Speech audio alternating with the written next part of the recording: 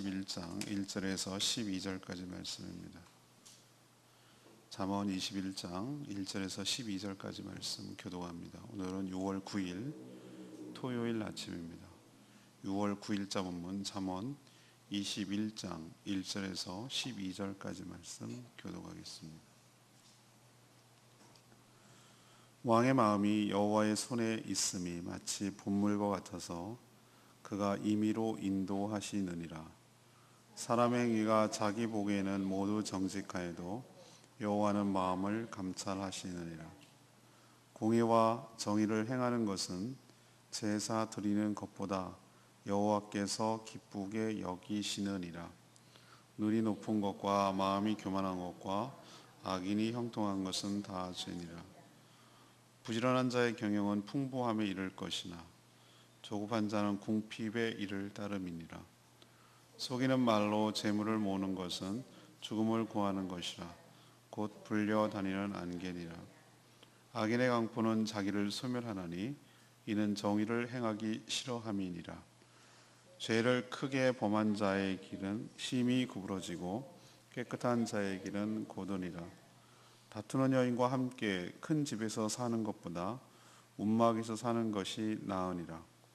악인의 마음은 남의 재앙을 원하나니 그 이웃도 그 앞에서 은혜를 입지 못하느니라.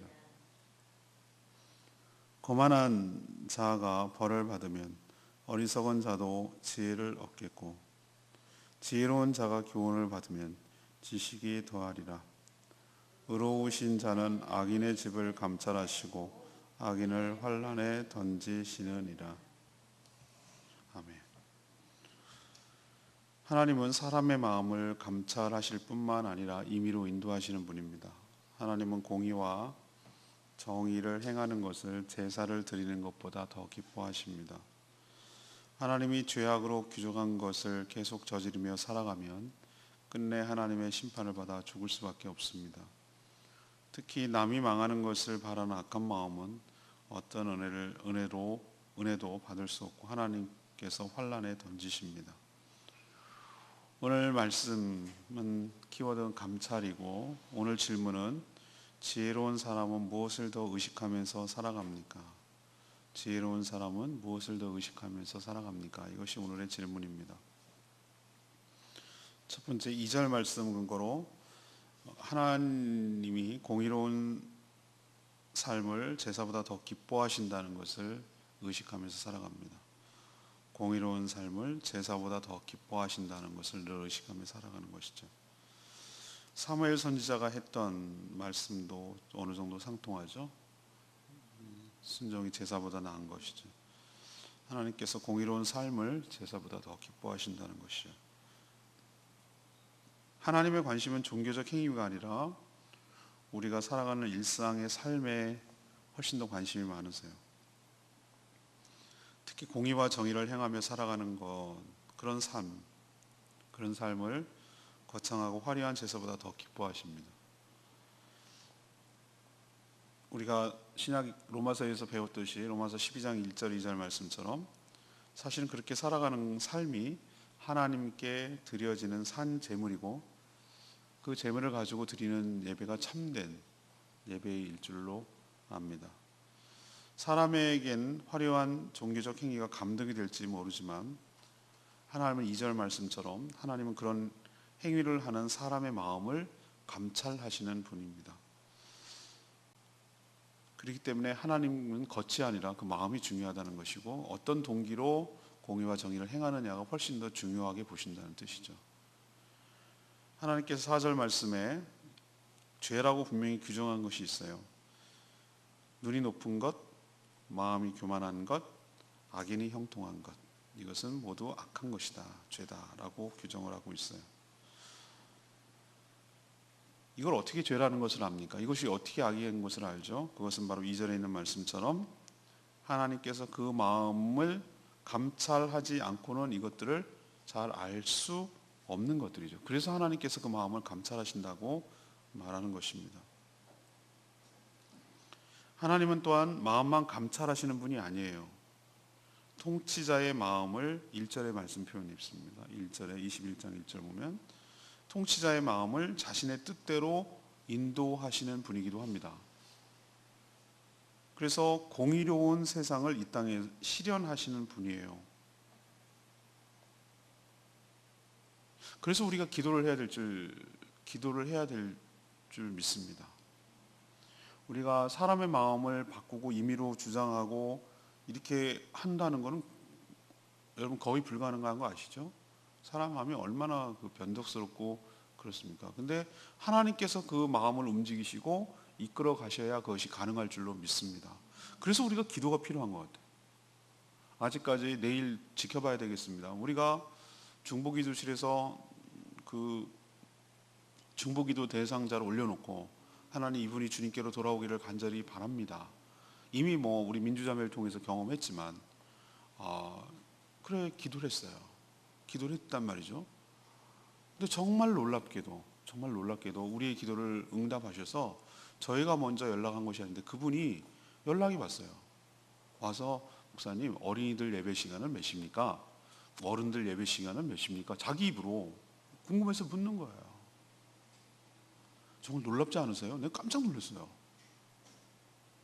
그래서 제가 어저께 어떻게든지 카톡으로 연결을 해서 우리 교회 주보도 미리 주고 소식지도 미리 주고 고민했어요. 괜히 부담스러워하지 않을까 싶긴 한데 그래도 고맙다고, 우리가 기도하고 있었다고 당신, 그래서 놀랬다, 우리가 당신이 먼저 연락해서 그렇게 얘기를 했어요.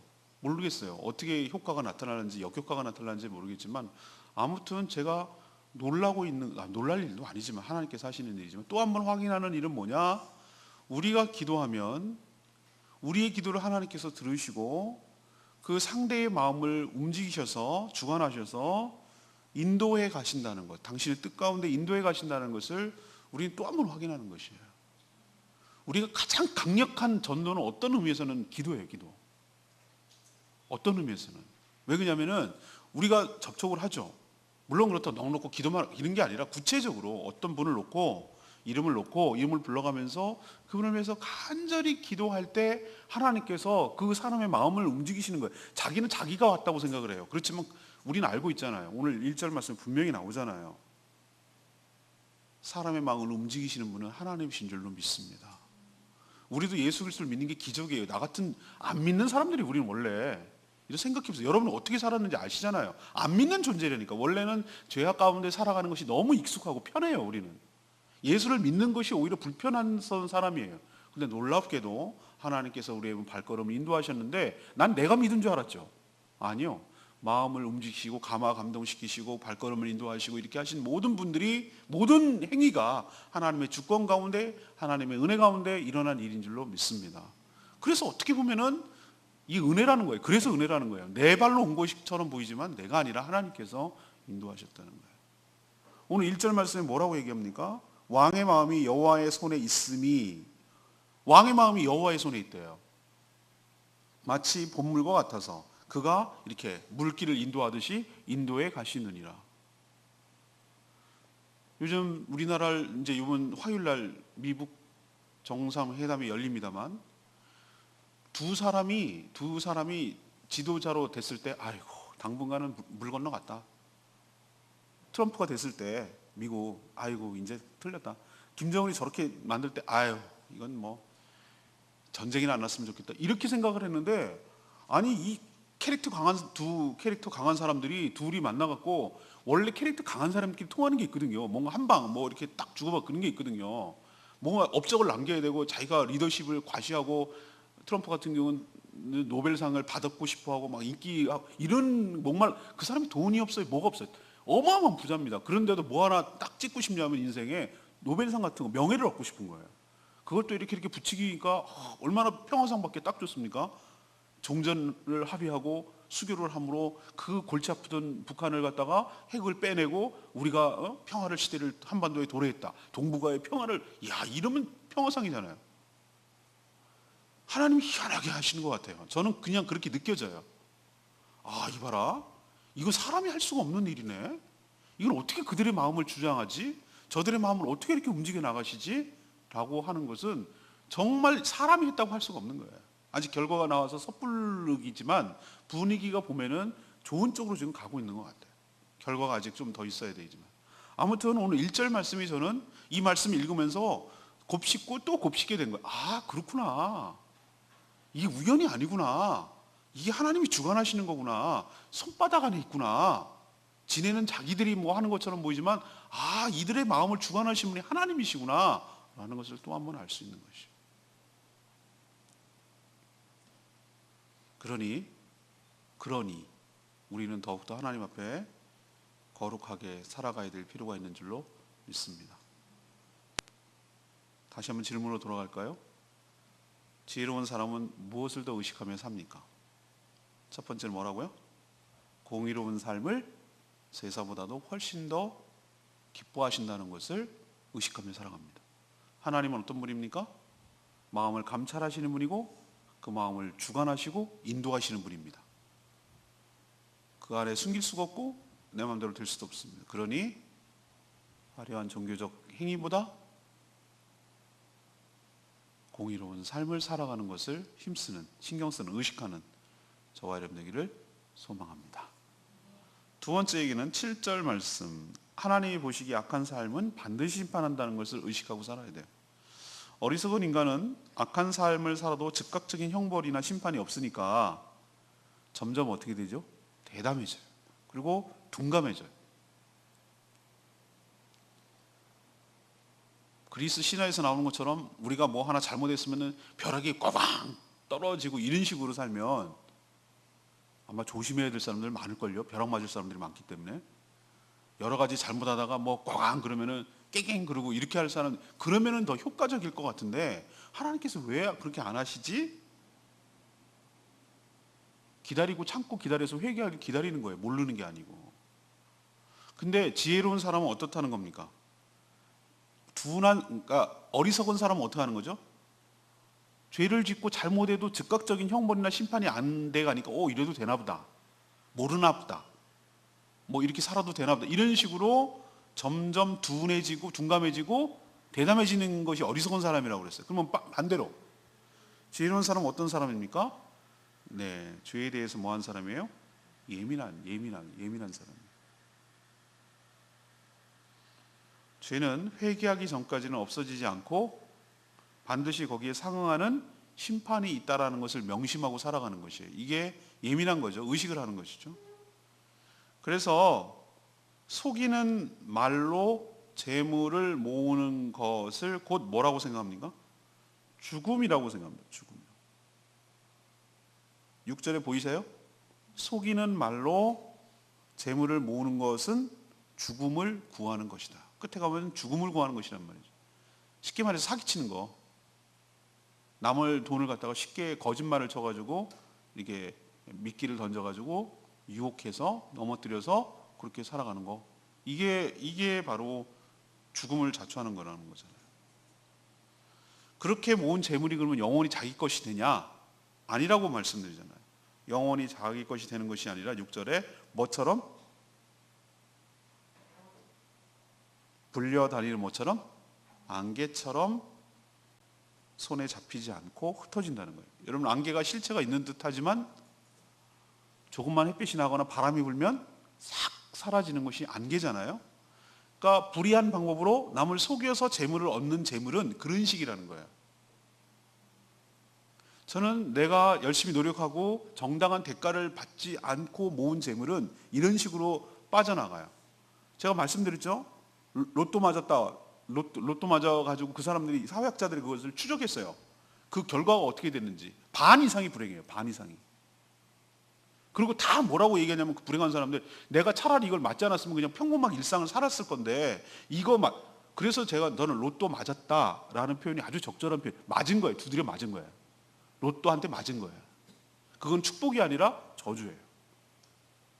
그러니까 내가 노력하지 않아서 정당한 방법으로 벌지 않은 돈은 쉽게 써요. 그리고 또 그걸 또 노려요. 노름하는 사람의 특징이 그래요. 도망가는 사람들이. 쉽게 보니까 쉽게 쓰고 또 그렇게 하면 될 거라고 생각을 하는 거예요. 그래서 다 말아먹는 거예요. 안개와 같다라는 표현이 아주 적절해요. 굉장히 잠언은 지혜서예요. 불려다니는 안개와 같으니라. 남을 속여가지고 그런 식으로 부당하게 이득을 취하는 것은 마치 모래에 이렇게 손을 잡으면 스스스 이렇게 빠져나가듯이 안개처럼 손에 잡을 수가 없다는 거예요. 내 것처럼 여기지만 내 것이 아닌, 언제 그랬냐는 듯이 오히려 더 손해가 나는 그런 꼴을 당하기가 쉽다. 악한 자들은 일단 정의롭게 살기를 싫어해요. 자신의 욕심을 채우기 위해서 자기 마음대로 살려고 하는데 걸그적거리는 것들, 그것을 이루는데 필요한, 그것을 자기 뜻을 이루기 위해서 강포와 난폭한 것도 불사해요. 하지만 이렇게 살다가는 7절에 있는 말씀대로 스스로 뭐 하는 것이죠? 소멸돼요. 소멸. 자기를 소멸시키는 거예요. 어저께 사회 뉴스에 나오는 거 있어요. 망치 들고 세입자가 집주인을 갖다가 막 휘둘러가지고 결국은 구속이 됐어요. 근데 내가 내용을 딱 들어보니 둘 다 욕심이 과하더만. 세입자는 장사가 잘 되니까 왜 날 내쫓아요? 라고 한 것이 세입자의 입장을, 아픔을 얘기하는 거죠. 근데 건물을 산 사람은 돈이 딴 데도 건물이 있음에도 그거를 산 거예요. 무리해서 48억짜리 빚내가지고 한 달 이자가 1200만 원. 그러니 세입자한테 올려가지고 받으려고 하다가 그 불행한 사태가 벌어진 거지. 그걸 잘했다고 말하지는 없지만 둘 다 내가 보니까 욕심이 과해요. 욕심. 분수를 넘어선 것 같아요. 제가 오늘 말씀드리잖아요. 그렇게 자기 욕심을 채우기 위해서 자기 마음대로 살다간 그걸 이루는데 강포와 난폭하는 것도 불사하지만 그 결과는 자기 소멸로 이어질 수밖에 없다라는 말이 여기 있는 말씀에 나오잖아요. 또 8절에 있는 말씀대로 악한 자의 길은 심히 삐뚤어졌지만 바르게 살려는 자의 길은 곧게 뻗어 있다고 말합니다.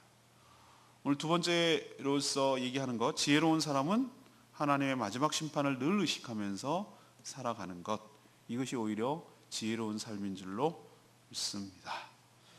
세 번째는 10절에 있는 말씀이에요. 하나님은 타인을 대하는 태도를 주시한다는 것을 의식해요. 남을 어떻게 대하고 살아가는지에 대해서 내가 늘 의식하면서 살아간다고요. 3절 말씀은 하나님은 공의와 정의를 행하는 것을 제사보다 기뻐하신다고 했죠. 정의와 공의는 다른 사람들과의 관계에서 나타나요.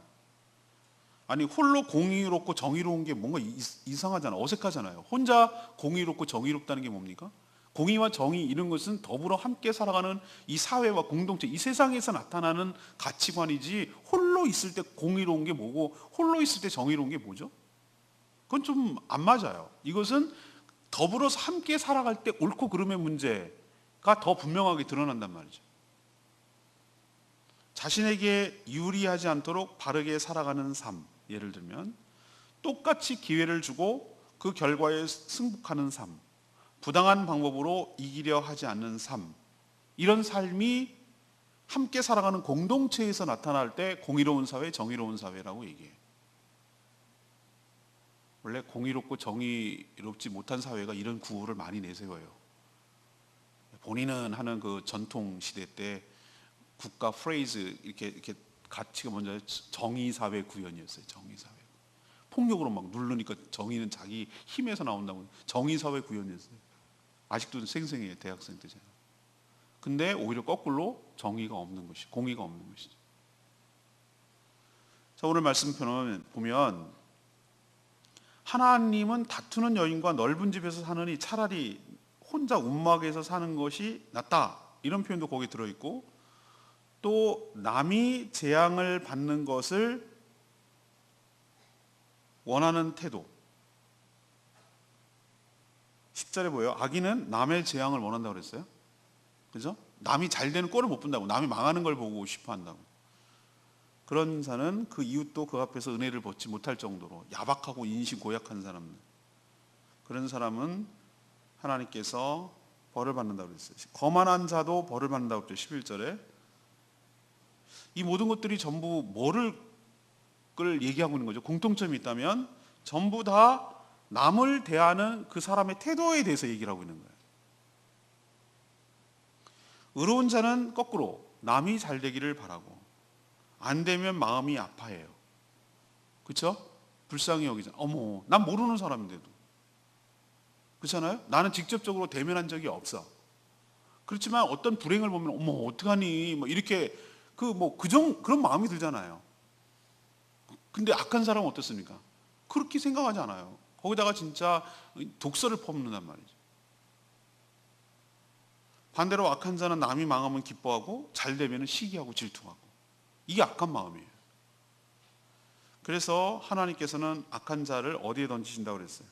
환란에 던지시니라. 그것을 연단시켜서 끄집어내시려고, 고치시려고 그렇게 한다는 거예요.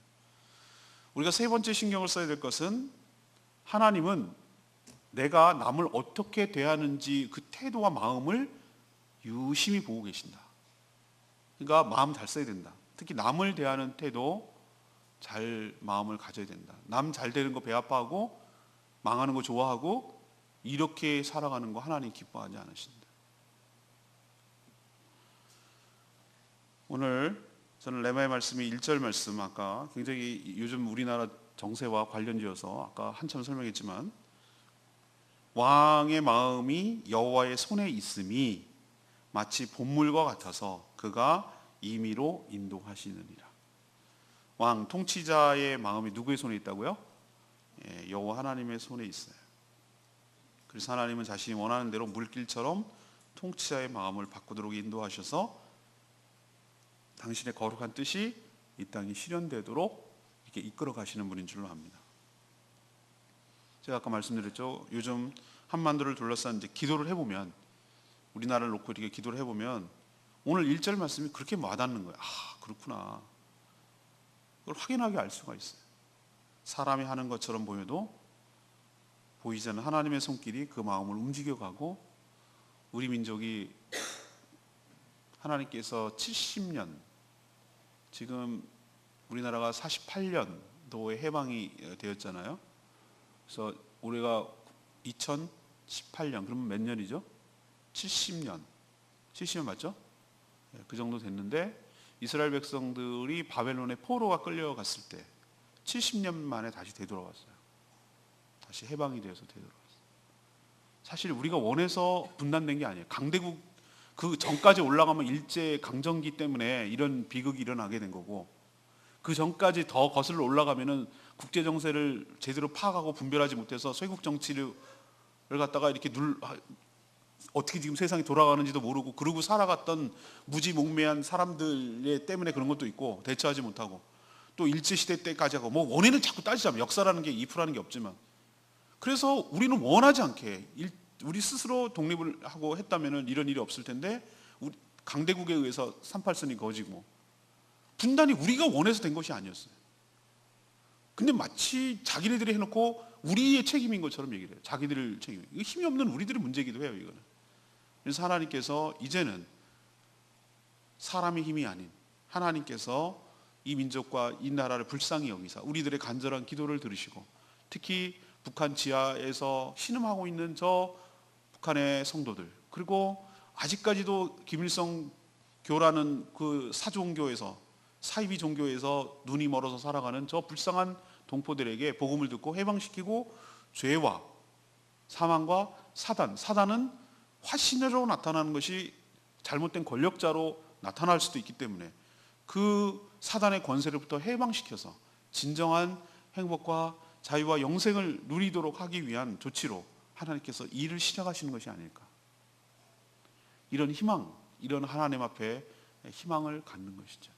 그것은 이렇게 지도자를 통해서, 자기들은 자기의 과시하기 위해서 하는 것일지 모르지만 보이지 않는 손길이 하나님께서 미치도록, 그것은 또 간절히 울부짖고 기도한 수많은 성도들의 기도와 눈물 어린 기도 때문에 하나님께서 역사하시는 것이 아닐까, 이런 생각을 하게 되는 것이죠.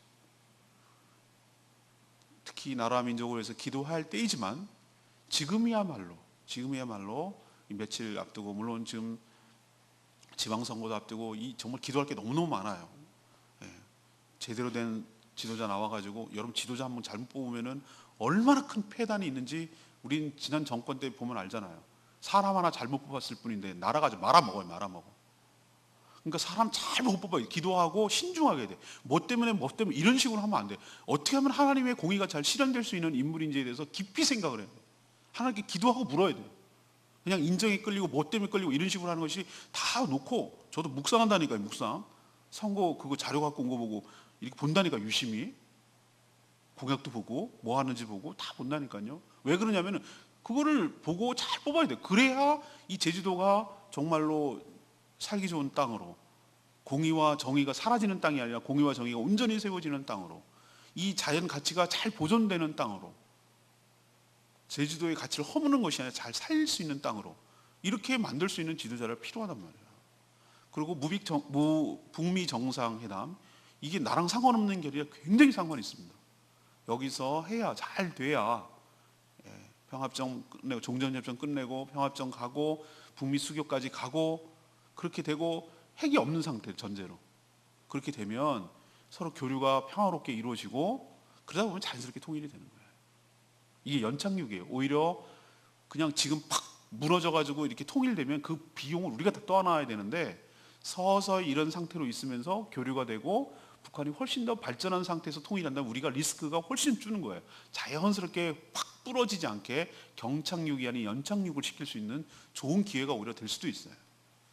하나님의 섭리와 역사를 기대하고 우리는 믿고 오늘 말씀 1절 말씀을 붙들고 간절히 이 나라와 이 민족을 위해서 기도할 때가 이때가 아닌가, 그때가 생각이 듭니다. 여러분 간절히 기도하시는 여러분 되시기를 바랍니다. 자, 정리를 해갑시다. 오늘 질문은 지혜로운 사람은 무엇을 더 의식하며 살아갑니까? 넘버 원, 하나님은 공의로운 삶을 제사보다 더 기뻐하신다는 거. 두 번째는 하나님 보시기에 악한 사람은 반드시 심판한다는 거. 세 번째는 남을 대하는 타인의 태도를 하나님께서 유심히 보신다는 거. 여러분 기억하시고 이것을 의식하며 살아가는 지혜로운 삶을 살게 되기를 원합니다. 오늘 말씀 붙들고 기도하기 전에 544장 부르고 기도하겠습니다.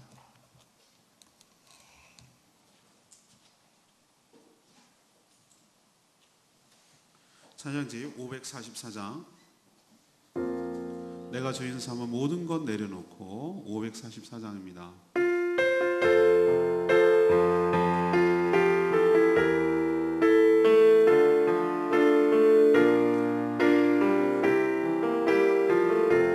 내가 주인 삼은, 내가 주인 삼은 모든 것 내려놓고 제 주 되신 주 앞에 나가 내가 사랑했던 모든 것 내려놓고 주님만 사랑해. 내가 주인 삼은, 내가 주인 삼은 모든 것 내려놓고 내 주 되신 주 앞에 나가 내가 사랑했던 모든 것 내려놓고 주님만 사랑해. 주 사랑 거친 풍랑에도 깊은 바다처럼 나를 잠잠케 해. 주 사랑 내 영혼의 완성, 그 사랑 위에 서리. 주 사랑, 주 사랑 거친 풍랑에도 깊은 바다처럼 나를 잠잠케 해. 주 사랑 내 영혼의 완성, 그 사랑 위에 서리. 내가 주인 삼은 모든 것 내려놓고 내가 사랑했던 것도 모든 것 내려놓고 주님만 더 사랑하기를 원합니다. 주님의 그 사랑이 거친 풍랑 같은 삶에서도 깊은 바닷가슴처럼 나를 잠잠케 하고 그분의 사랑이 내 영혼을 반석 위에, 그 사랑 위에 우뚝 세워 주실 줄로 믿습니다. 하나님을 신뢰하기 때문에, 하나님을 의지하기 때문에 우리가 악에서 떠나 거룩하게 살아가야 될 이유가 거기 있는 줄로 믿습니다. 다 같이 주여 외치며 이렇게 살아가게 해달라고 기도하겠습니다. 주의 아버지, 내가 주의 삼은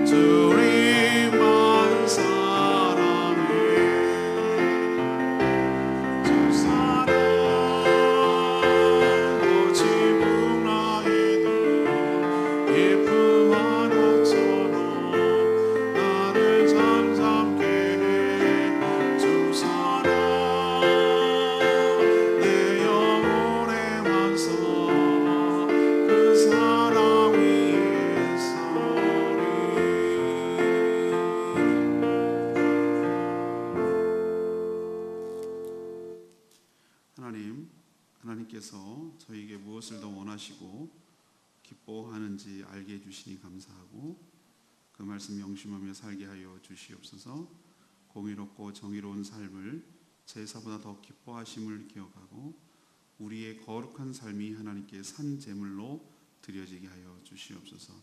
우리의 마음을 감찰하시는 하나님 앞에 숨길 수 없음을 기억하고 모든 일에 선을 행하며 살게 하여 주시옵소서. 악행은 반드시 거기에 상응하는 형벌이 내려짐을 기억하고 그런 일이 있기 전에 즉각 회개하며 용서를 구하게 하여 주시옵소서. 하나님은 우리가 이웃을 어떻게 대하고 살아가는지 유심히 보고 계심을 압니다. 그러니 남을 함부로 대하지 않고 남의 불행을 기뻐하지 아니하고 동고동락하며 선한 마음으로 남을 대하고 살게 하여 주시옵소서. 오늘도 하나님 앞에 엎드려 간구하는 기도마다 응답하시며 거룩한 주일을 온전히 준비하는 복된 하루 되게 하시고 내일 예배에 참여하는 모든 분들 주님의 예배하시는 은혜를 누리게 하여 주시고 우리가 하나님 앞에 간절히 중보기도할 때 그 기도를 주님께서 들으시고 우리가 생각한 것보다 더 훨씬 더 깊이 분명하게 그 기도한 것대로 그 이상으로 넘치는 응답을 주실 줄로 믿습니다. 그러니 낭망하지 않게 하시고 불신하지 않게 하여 주시고 더욱 기도에 힘쓰는 저희들 되게 하여 주시옵소서. 특별히 이 나라와 이 민족을 불쌍히 여기사 지금 중요한 시점을 통과하고 있는 한 주인데 하나님께서 섬세하게 간섭하여 주사 이 나라와 이 민족에 더 이상 불행과 갈등이 일어나지 않게 하여 주시고 그 아픔 상처들 이제는 덮어주시고 서로 더불어 함께 살아갈 수 있는 길이 모색되도록 축복하여 주시옵소서. 주님께 모든 것 맡겼고 예수 그리스도의 이름으로 축복하며 기도합니다. 아멘. 오늘 하루도 주님의 은혜 가운데 살아가는 복된 하루 되기를 축복합니다. 기도하겠습니다.